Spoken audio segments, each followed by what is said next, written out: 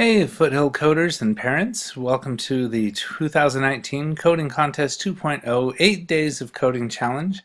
I wanted to put this video here at the top of the contest pages just so you'd have kind of an introduction for how to get started with the contest. So the first thing I'm going to do is show how to get started in Scratch, and then I'm going to talk about why we're using Scratch, and then I wanted to talk briefly about why are we doing a contest at all.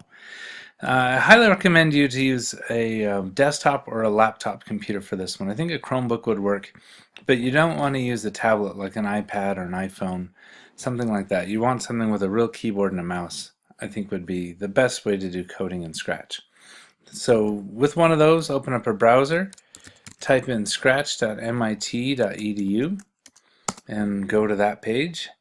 You'll notice once that loads, there's some featured projects down here. You may be interested in looking at some of those projects that other kids have made. There's a sign-in option if your child already has an account, or a join Scratch if they don't have one yet. They don't actually need an account for the contest though, so they can just go ahead and hit this create button to start coding, and they can do all of the projects for the contest without ever creating an account. As long as you see the project and sign off on the paper letting us know that it's done, that's all we need from you. So I'm not going to create an account for this one. I'm just going to create a project. So click on the create button here, and I'm going to talk briefly about the interface. I'm going to dismiss the tutorials videos here.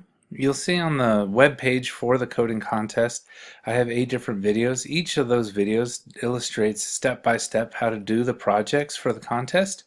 So I think if you just watch those, you will be all set, and you don't need to watch any of the Scratch tutorial ones.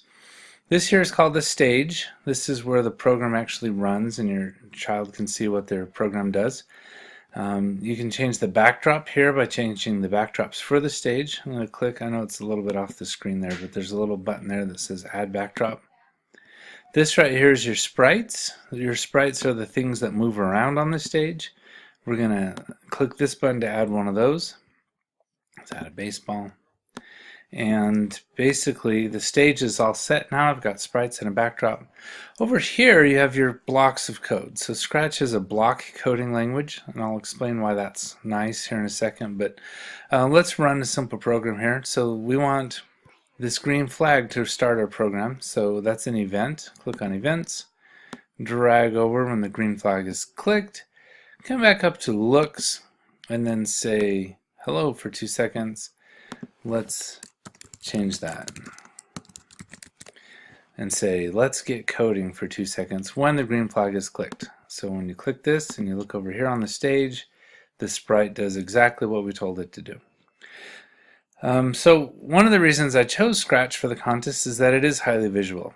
The kids can not just tell from the colored types of blocks the different kinds of code they're using, but when they drag things around, they can see how it definitely connects and hooks onto it like that. So you can visually see real quick just by adding and removing blocks what the different program does. So it's very visual. The other thing I like about Scratch is your kids can jump right in and get started. With some of the other online coding programs, you have to go through lesson after lesson after lesson, and you have to learn things one at a time, and you have to do it exactly the way they want you to do it. So Scratch isn't like that. Scratch is more like an open sandbox where kids can just jump in and start digging and create whatever they want to. The last thing I want to say about Scratch is it's nice for a beginning programming language because you don't get lots of the kinds of errors you would get with other ones. So if we did Python or JavaScript or HTML, any of those other kinds of errors, when you go to run the program, it doesn't work, and it might not tell you why it doesn't work. In Scratch, you don't ever get an error like that. Your program will always run. It might not do what you want it to do, but you won't get a message ever that says you're missing a semicolon or something like that. And why did we want to do the contest? Well, coding for me is a great way to teach kids how to think. The process of looking at a problem and figuring out step by step how to solve that problem is a very powerful tool I think kids can use to benefit in writing and math or any other academic pursuit. Being able to think through a process is a very valuable skill. It helps with creativity. Kids can just come in and decide, I want to make a program that does all kinds of things. And if they can come up with an idea, Scratch can probably is probably a tool that they can use to actually create their idea. And then the last one, coding itself is a useful skill no matter what your job is. So we're going to talk to the kids about how there's going to be a high demand when they get older for software engineers and developers, and how that's a pretty solid prospect for looking for a career.